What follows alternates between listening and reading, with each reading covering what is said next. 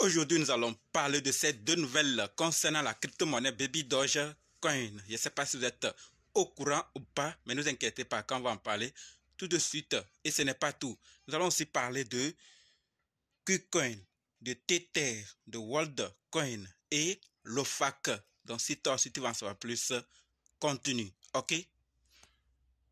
Salut! Ici, c'est la chaîne crypto-monnaie et investissement. Et sur cette chaîne, nous parlons de deux thèmes, les crypto-monnaies en général et quelques business en particulier. Alors, si ces deux thèmes vous intéressent, n'hésitez pas à cliquer sur s'abonner, activer la cloche de notification pour ne rien rater toutes les vidéos d'urgence. Et prenez place, car il y a de la place pour tout le monde, y compris vous, quelle que soit votre position géographique. OK? Mille merci à tous ceux qui sont déjà abonnés, qui me des commentaires et qui partagent mes vidéos. Grâce à votre contribution, nous sommes déjà à plus de 7200 abonnés. Je vous dis merci du soutien. On va dans le but. Mais oui, on n'a pas cliqué sur s'abonner, c'est fait. Ok, c'est parti.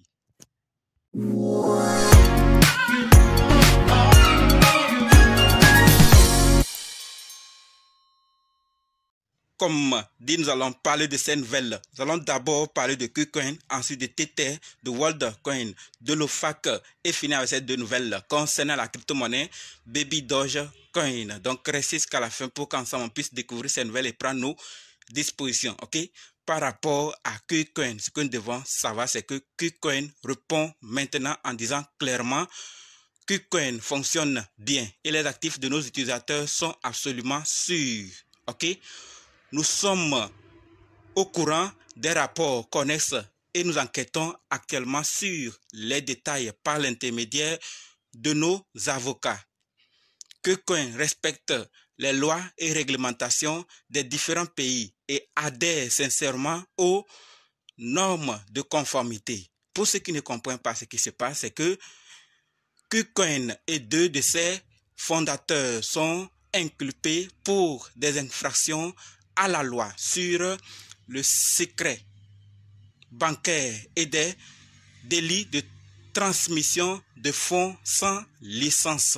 D'accord? Donc, pour ça, KuCoin répond maintenant. Donc, ils ont reçu cette accusation et le procureur même a dit clairement, le procureur plutôt des États-Unis, Damien Williams, a déclaré clairement que comme l'affirme l'acte d'accusation d'aujourd'hui, KuCoin et ses fondateurs ont délibérément cherché à dissimuler le fait qu'un grand nombre d'utilisateurs américains effectueraient des transactions sur la plateforme de KuCoin. En effet, KuCoin aurait profité de son importante clientèle américaine pour définir l'un des plus grands échangeurs. Donc, ils ont profité de cela pour devenir l'un des plus grands échangeurs de dérivés de crypto-monnaies et échangeurs au monde avec des milliards de dollars d'échanges quotidiens et des milliards de dollars de volume d'échanges annuels.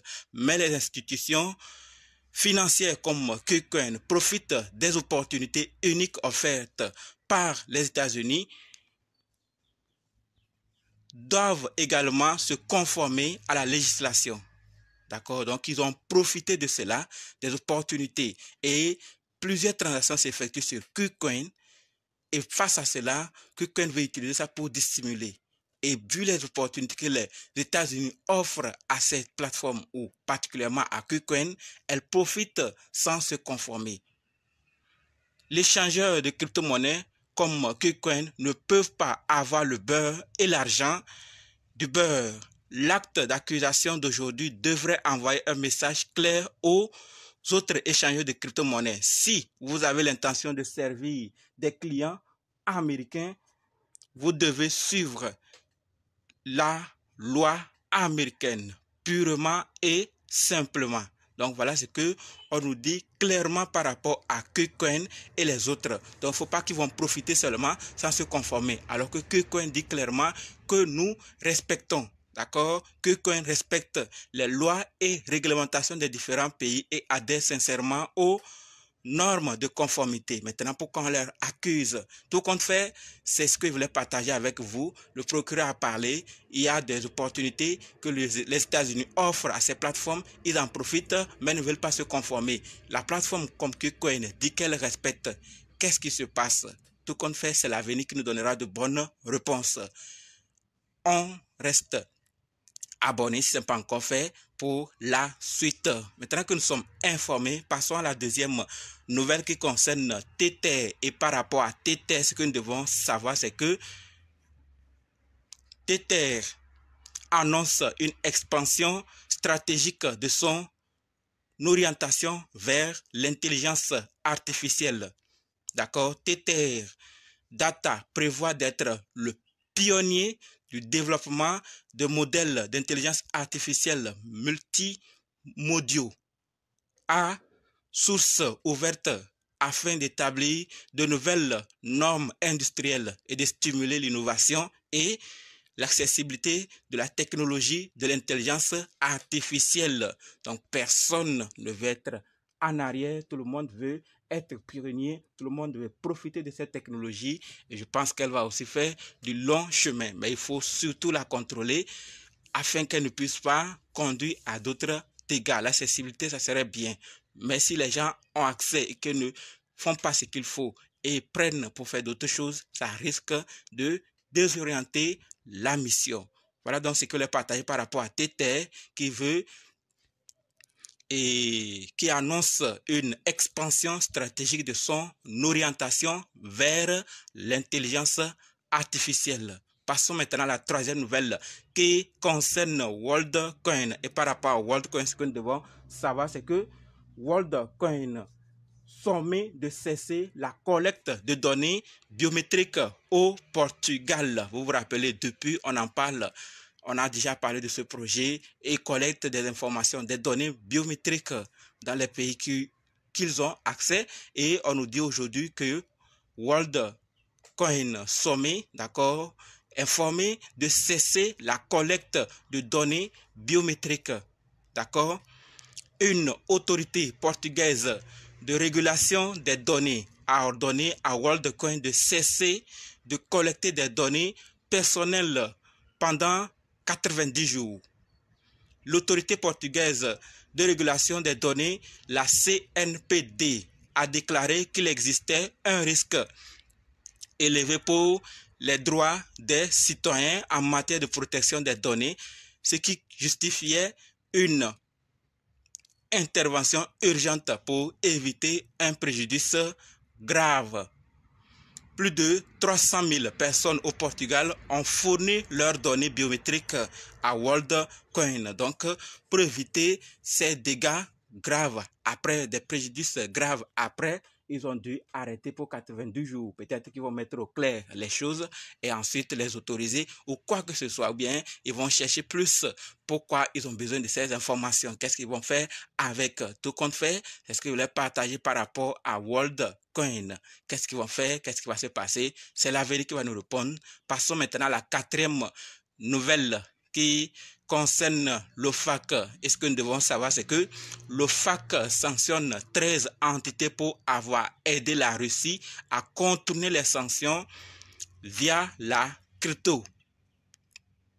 Ils auraient facilité des transactions ou offert des services pour aider d'autres entités désignées à se soustraire aux sanctions.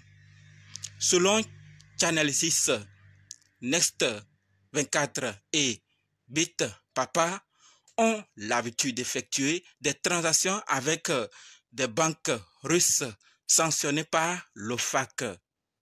La Russie se tourne de plus en plus vers des mécanismes de paiement alternatifs pour contourner les sanctions américaines et continuer à financer sa guerre contre l'Ukraine. C'est ce qui se dit. Mais la question qui se pose, nous avons vu BRICS et d'autres pays qui travaillent avec la Russie. Est-ce que la Russie a forcément besoin de ces plateformes pour faire des choses? Ils peuvent aussi passer par la Chine, le Brésil, l'Inde et d'autres pays pour en faire ces transactions. Donc, tout compte fait, si l'OFAC l'a fait, ils savent pourquoi, si la Russie a passé là-bas ou pas.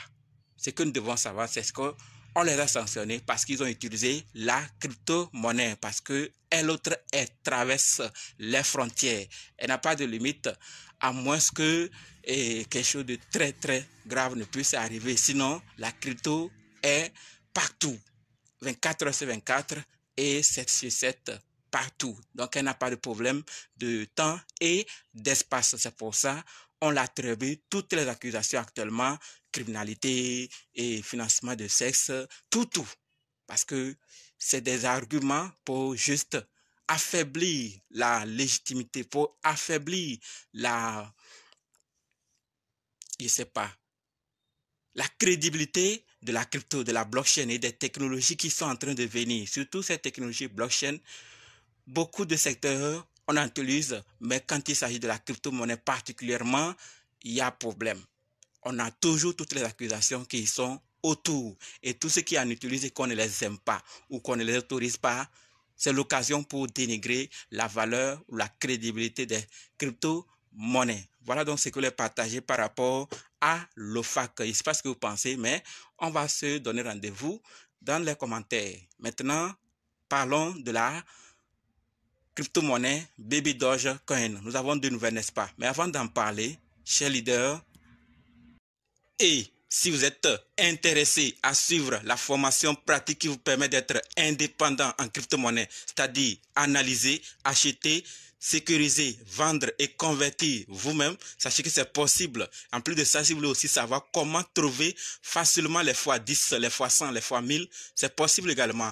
Et si vous voulez aussi savoir quand entrer et quand sortir, c'est-à-dire quand acheter et quand vendre, vous le découvrirez aussi dans cette formation. Donc, si vraiment vous êtes intéressé, cliquez juste sur le lien qui est dans la description et écrivez-moi directement sur WhatsApp pour qu'on puisse commencer, ok? Maintenant, parlons de ces deux nouvelles-là. La toute première concerne l'intégration. Et ce que nous devons savoir, c'est que depuis ses débuts, Baby Dogecoin a ajouté plus de 110 intégrations, améliorant ainsi l'utilité et offrant aux détenteurs la possibilité d'utiliser le jeton. D'accord? Des avantages en jeu aux avantages exclusifs pour les détenteurs en passant par les appareils portables, métaverse et les achats en ligne pratiques, même une carte cryptographique exclusive. Baby Doge a ce qu'il faut pour tous, d'accord? Donc Baby Doge a tout ce qu'il nous faut pour être à l'aise dans notre navigation en ligne. Libérez tout le potentiel du Web3 et découvrez comment tirer le meilleur parti de votre Baby Dogecoin en visitant la nouvelle page d'intégration. Donc, 110 intégrations effectuées depuis ses débuts. Donc, ce n'est pas quelque chose à négliger. Mais la question qui se pose surtout et partout lorsqu'on parle de toutes ces informations, à quand Baby Doge va brûler ses zéros? Quand est-ce que Baby Doge serait listé sur Binance? Toutes les questions qui vont favoriser à ce que le prix puisse vraiment faire quelque chose depuis des années. Attente sur attente, patience sur patience. Plusieurs se demandent ou bien c'est une arnaque et ne comprennent plus. On en parle toujours des projets, des intégrations, des listings, des partenariats, mais rien ne change. Qu'est-ce qui se passe au fait? Et c'est cette question aussi qui nous conduit face à cette image. J'en ai déjà partagé, mais on va ensemble aussi la découvrir. Comme vous êtes en train de voir, la femme est en train de penser que le monsieur est en train, d'accord, et c'est la deuxième nouvelle, hein, le monsieur est en train de penser à une femme, alors que le monsieur aussi est en train de penser à Baby Dogecoin.